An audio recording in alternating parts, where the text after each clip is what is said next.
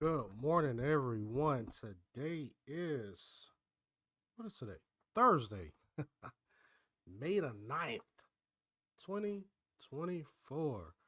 Good morning, everyone. Good morning. Some of y'all mentioned this the other day when I was live and I was talking about the pastor who allegedly, well, I won't say allegedly because that's not what the report said, but the pastor who had a wife who ended up, well, according to reports that, some of the updated reports that I'm reading now, she did commit suicide.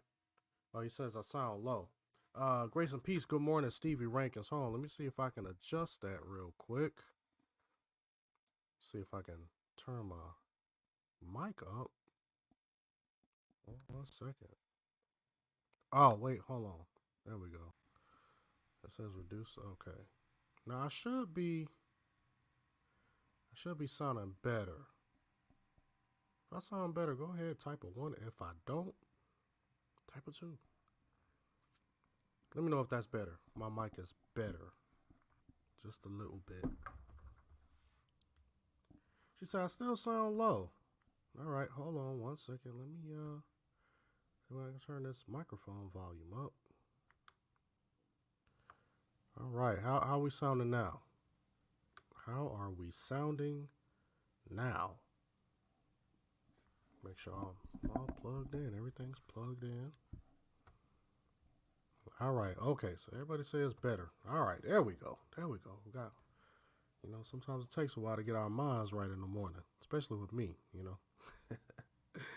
But anyway, let's go ahead and get back to the article in question. Now, the other day when I was live, we were talking about that pastor and his wife and all of that stuff. And you guys mentioned about this man who tried to, what happened to my, all right, there we go. You guys mentioned that there was a guy who tried to delete a pastor while he was in service. So a guy walked up, he tried to shoot a pastor, and somehow the gun wouldn't go off. The gun ended up jamming. So I'm going to go ahead and read this story. Now, this is from a couple of days ago because they have actually talked to the man in question, and they asked him why he did it. And the man apparently said that God told him to do it. That's right. He said that God told him to try to delete this pastor. Now, actually, I'm slacking right now because I'm supposed to be asking a question, a poll question in a live chat only on YouTube. So let me see. Let me see if I can go ahead and get that popping right now because I want to know, can God tell someone to delete a person?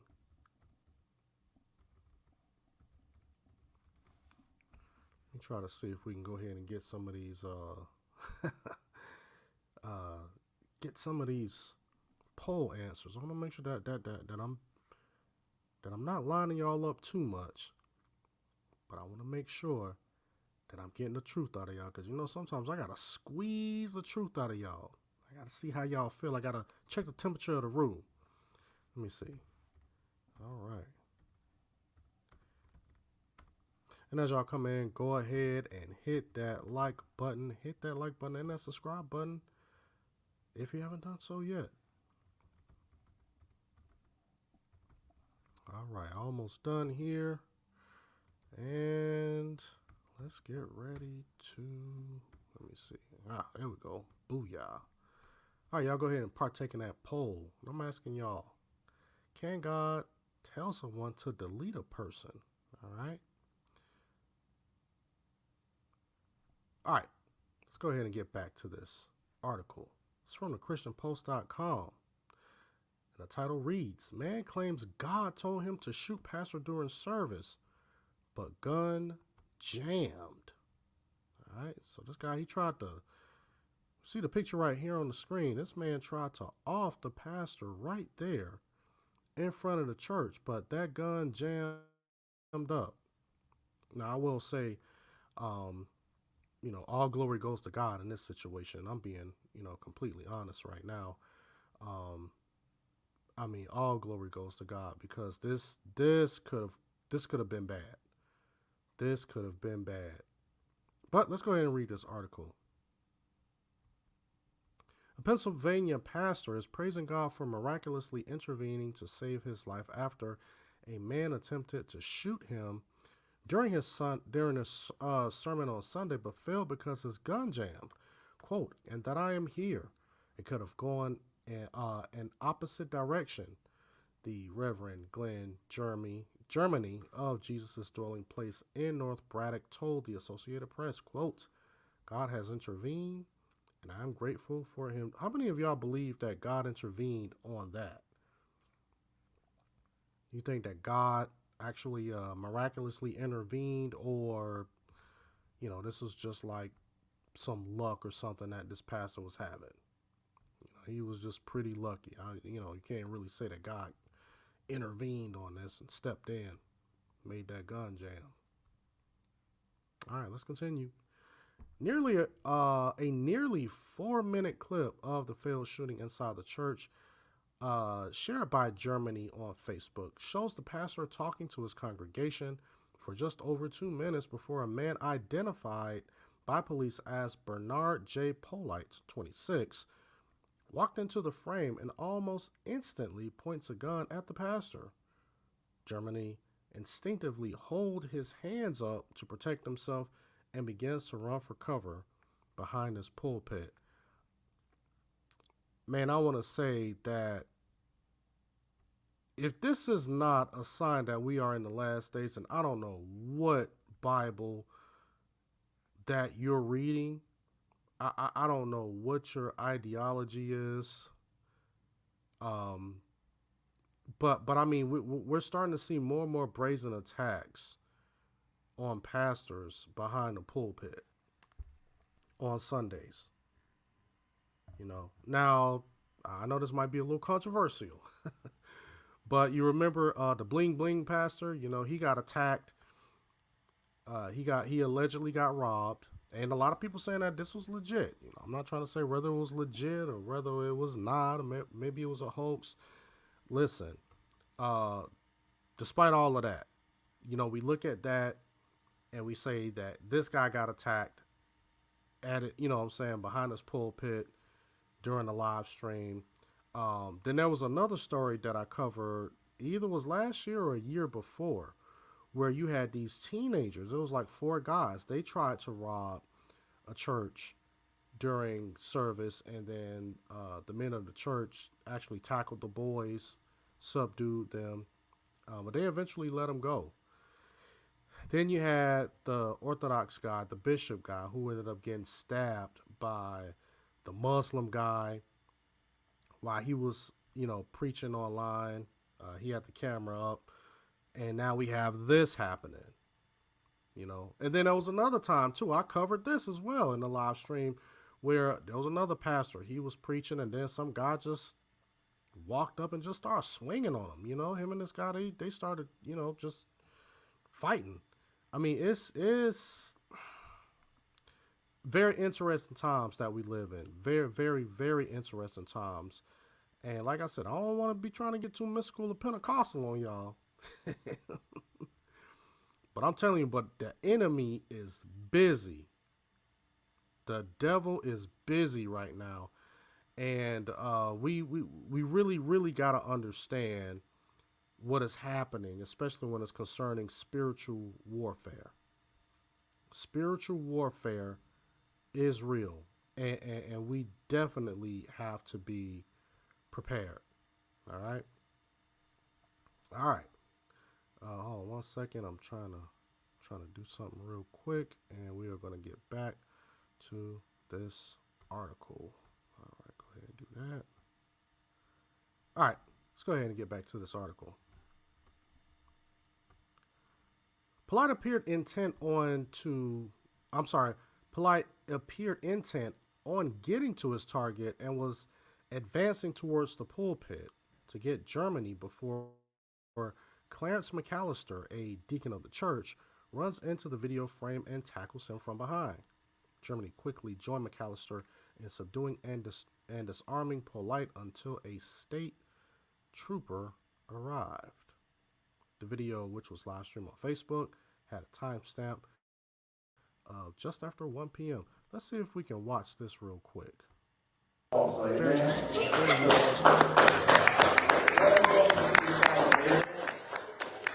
And we look forward to it, amen. Amen. Right. Pastor Gary, if you don't mind, we're in the book of Peter. Peter chapter 1. I'm going to do a quick review of Peter chapter 1, and then we're going to go on to where we were, all right? Peter chapter 1, starting inside verse 3. First Peter, yes, verse 3. Let's see if I can get to that. Listen to what it says. It says, blessed be. In other words, that means you should be rejoicing. It's blessed be or praise be. We should be like, thank you, Lord. Bless your name. We praise you. We worship you. Why? Because we understand how you to give thanks. When you understand what God on this side of the kingdom, you were enemies to God. You were in a whole different kingdom than God. And God had chose. Jesus. Wow. Jesus.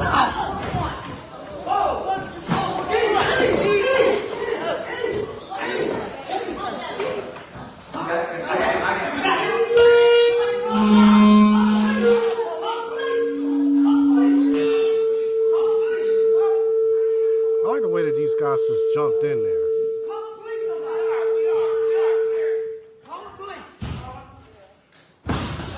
Yeah, that's crazy.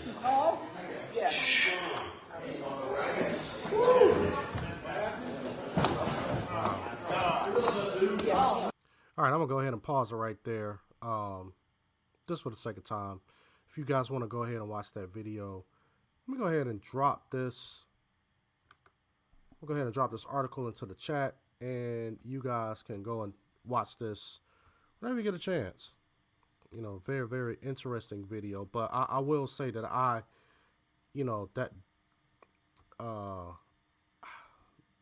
mean, I'm speechless. I'm really speechless.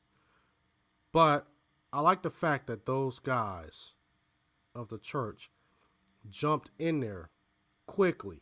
Like nobody stood back and just waited to see what was going to happen. People kind of jumped in pretty quickly and said, hey, you know, no, let's go ahead and stop this like right now.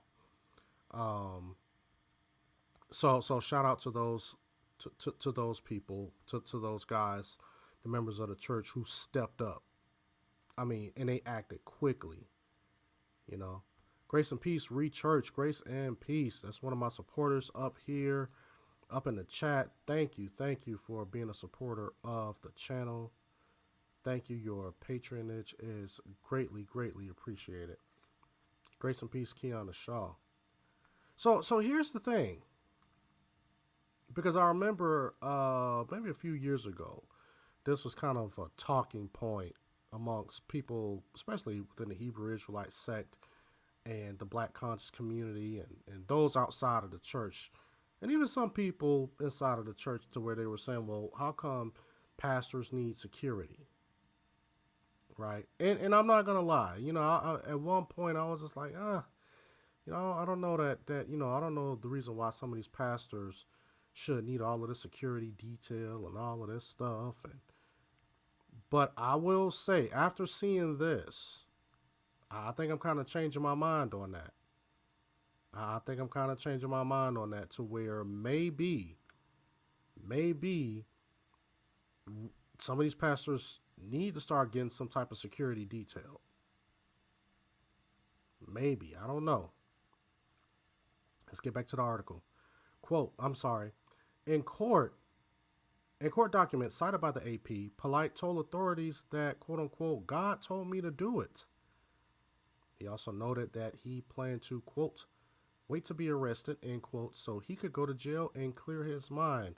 Now, that's what I'm asking in the poll, because this guy is saying that he was led by God. He was led by the Spirit of God to try to take out this pastor. So I'm asking in the chat. I want to know where y'all stand on this. All right? Because I'm not going to lie. Sometimes I'll ask a question and then I'll look at the chat. And one, I already have my mind made up one way. I'll be like, man, this is what I believe, straight up and down. And then I'll ask a question and then I'll look at the poll and I say, wait, hold on. I'm seeing some people who got some opposing views. Maybe I need to go ahead and check myself. Make sure I'm on the right track. So in the live poll only on YouTube, I'm asking, can God tell someone to delete a person? So far, 44% of you says yes, he did in the past. 0% of you say no, not at all. And 56% of you say maybe. So, we're kind of split between people saying that, yes, absolutely, God can tell someone to delete another person because he said so and he did it in the past. And the other half of you are basically saying, maybe God can in this day and age, in 2024. So far, none of y'all say that, nah, God ain't going to tell nobody to delete somebody else. All right. Let's get back to it. Polite is facing charges of aggravated assault and attempted homicide. Authorities further confirm that they found the body of Derek Polite, 56, in a home near his church, but they haven't yet confirmed if Polite is connecting to this shooting. So, and I kind of skimmed through this article yesterday. And I'm pretty sure this guy, Derek Polite, I wonder is that like his father or another family member? Because this guy who tried to shoot the pastor, he's only 26. But they said that there was a person with the same last name, allegedly. Maybe it's his dad or maybe it's somebody, a family member, said that he was found in his home shot. Polite had no connection with the church prior to his attack on Sunday and told authorities he just heard the music and decided to go inside, court documents said. In an interview on Trib Live, Germany said the incident shook his congregation, but not just in bad ways. Quote, you can tell it brought us closer together as a church, he said. We just stayed there, spoke about the incident, saw how the children were doing. The adults were all fine, and we just really talked with one another, end quote. The pastor explained that many members of his family were at the church on Sunday, including his wife, daughter, and brother. Gary Germany, who is the senior pastor at the church. Quote, watching the effect on my daughter when we got in the car, seeing her break down, it really just broke me down, he recalled. Just making sure she's okay has been my priority at this point, end quote. Yeah, I can only imagine how you would feel after witnessing that. Like a person goes to your church and tries to take out not only your pastor, but your family member. Like if it was like your father or your brother or somebody close to you, and just some crazy deranged person. And this guy said that he really had no connection to the church. He was just like, yo, I heard the music playing. I walked up in there with a gun and just decided to want to shoot the pastor. That is, I mean, can you imagine the times that we're living in right now? To be honest, I couldn't have imagined that things would be the way that it is now in 2024 in my lifetime. I thought that by the time I started seeing stuff like this, I'd probably be like an old man, 88, 89 years old. But man, this is happening, and man, it's happening now. 20 years ago, I would have never thought that this would have been possible. See what Kiana says. She says, I don't think he will tell anyone to. What people are being delivered. Can he? He is God. He can also do as he wills. I believe he has spoken once and for all through his son. All right, how many of y'all agree with Sister Kiana? All right, let's continue. Quote, when I saw the gun, I was trying to get out of the way, but I didn't think, I didn't have time to think. I just reacted, Germany said. As for the deacon who stepped in to subdue Polite, the pastor called him a true hero. Quote, he was unselfish and afraid to actually jump on a guy who he saw having a gun, Germany said. I'm just glad and grateful. It was truly a miracle, end quote. McAllister, who was operating the cameras for the Facebook Live broadcast, said he is grateful the gunman never got to fire a shot and no one was physically hurt. Quote, I was just hoping he didn't get a shot off, McAllister said. I was hoping that the pastor quickly got out of the way. I'm thankful that the pastor was getting out of the way and that the bullet got jammed in the gun. I'm just so thankful that nobody got hurt. Thank God that bullet got jammed in that chamber, end quote. And that is the end of this article. So I mean, the guy who stepped in to help this pastor to keep him from getting shot, who helps to do the guy, he said it was the pastor said it was a miracle. So how many of you guys believe that this was clearly a miracle? This was, truly an act of God, or was it just, he just had he just had a trash gun at the time? And maybe if he wouldn't have had a trash gun, if he would have had like a good gun, like, a Ruger or and I'm thinking about a Glock or something like that, that he probably would have been successful. Because I mean, there's some people who's going to be like, I don't really believe in miracles, and I don't believe that God can miraculously step in and do something. Let me go ahead and read what Stevie said. It says, out in the Hebrew Israelite movement isn't helping either because they turn people against the church, thinking they're following God.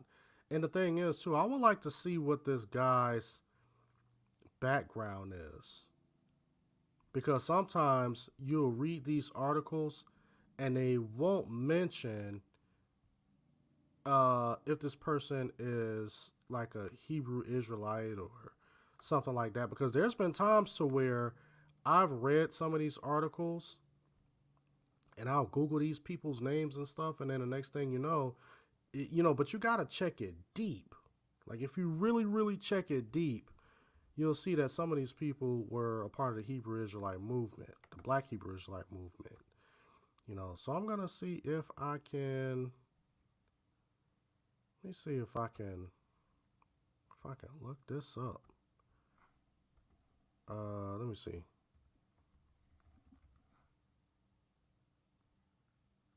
Let me see, I want to make sure that, because I don't see anything yet, but I'm not really going to worry about it.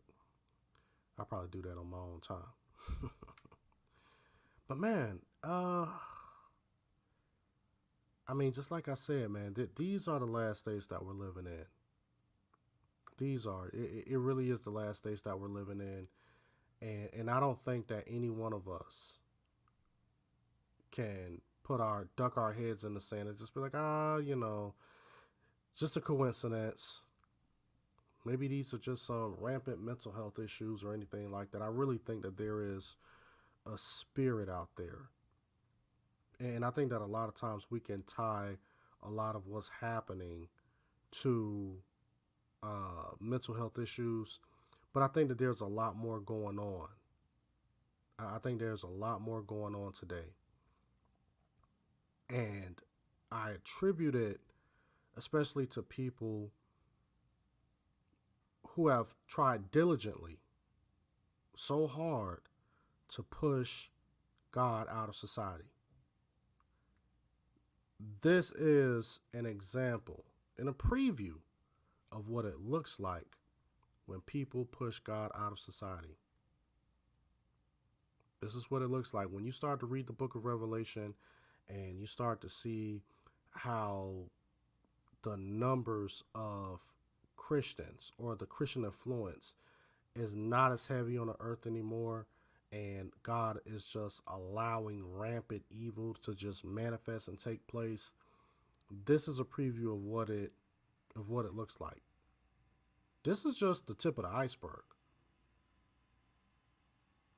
Seriously, this isn't even, and we talk about man's heart, especially the Bible talks about man's heart and how wicked it is. This is just a small little piece into how wicked man's heart is when when God still has some type of restraint on man. You see what I'm saying? This is God having restraint. He hasn't even just opened up the floodgates and just took his hand of restraint off of the world. He hasn't taken his full hedge of protection from around the world to just let man run wild and to do whatever he wants, whatever his heart desires. But just imagine that there is going to be a day where God is going to remove his hedge of protection over this earth, and some of the most heinous and atrocious things are going to take place on this earth. And and the thing is too, we're here in America, and there's a lot of stuff that we don't see that happens across seas, because some of these articles that I read and some of these clips that I've seen, it's horrendous. Some of the stuff that other Christians are going through, I'm like, that is just really totally evil and wicked. It hasn't reached over here yet, right? But I believe that it has reached in different, in different aspects of our society. When we start talking about people putting stuff in food and indoctrination and all of that stuff, it's different forms of that going on over here in the West. It's not as overt as it is in other countries.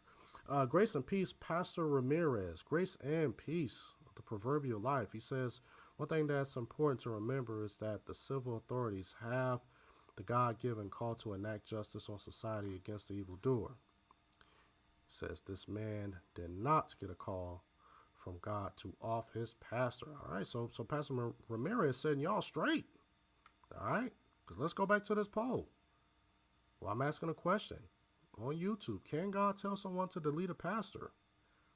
Now, according to some of y'all, 36% of you to be exact, you guys are saying that yes, God can tell someone to delete a person because he done that in the past. So 18% of y'all says no, not at all. God will not tell somebody to do it. And 45% of y'all, which is the whopping majority, says maybe God will tell somebody to delete somebody. All right, let me go ahead and go back to this. All right. Let me see. Pastor Ramirez says we can defend ourselves, but God does not call us to be offing people. That's wild, right? I mean, that's where I stand. I don't believe that God would be telling somebody today to go and take the life of another person, because that would be a total violation of one of the commandments, which is, you should not commit murder. right? So, it's crazy times that we live in. But again, and it seems like that I'm saying this, and maybe I shouldn't feel too bad about saying this every live stream because the Bible does tell us to pray. So I believe that, man, again, these are praying times, and a lot of people, you may think that prayer doesn't work, but it does. Because a question that you got to ask yourself is, did the prayers of the congregation, the prayers of the people who are around this pastor, when they say, Lord, protect our pastor, protect his health, protect his family, protect this church, did God not hear that? Could this be an answered prayer? Me personally, I believe it is. That's why I believe that prayer is sufficient. And I think that it needs to be expressed more in this time. We need to start practicing prayer a lot more during this time. Folks are crazy out here. When folks do not have the Lord, folks get crazy. And this is a prime example of it. This guy said that God told him to off this pastor, and this guy has no ties to the church. It's not like he's saying that, well, the pastor did something to me back in the day, so, I wanted to come back and get my revenge. He was just like, man, I just heard some music playing. I went up in the church with this gun, and God told me to delete this guy. No other explanation than that. That's why even in the book of Genesis, where we're talking about the flood and how the Bible expressly says that when God looked upon the earth, he saw nothing but evil and wickedness. And man's intent was just evil and wicked all the time. That's why he created the flood. But as we can see, even after the offspring of the most righteous man that God can find on the earth at that time in Noah, we still end up getting back to this point. So the problem is man's heart. Who can fix that heart? Christ. Through the workings of the Holy Spirit. It's the only solution. That's why we can't be doping people up and, slinging pills all over the place. And take this pill, take that pill, and go to this counselor, seek this therapist, this, that, and the third. None of that stuff is going to work. All you're doing is putting a Band-Aid on a huge flesh wound. That's like putting a Band-Aid on a person who's been shot in the chest with blood spewing out. Yeah, I'm just going to go ahead and take this Band-Aid and just, put it over that bullet hole. And blood is just gushing everywhere. That's what pills and medicines and all of that stuff does, especially when you're dealing with the issue of the heart. It may suppress or it may stop the bleeding just a little bit, but you're never really going to fix the problem. The total cure is the Lord by his word. That's why I continue to just tell people, listen, read your Bibles, preach the gospel in season and out of season. Yeah, it sounds cliche. Yeah, it sounds simple. But that is what is commanded of us. And this is what has always worked. But listen, man, I'm about to get ready to get up out of here. But y'all go ahead and keep the conversation going in the chat below. All right. And I want y'all to answer this question. Even those who are going to be watching this on a playback. Can God tell someone to delete a person? Will God do that today? Can he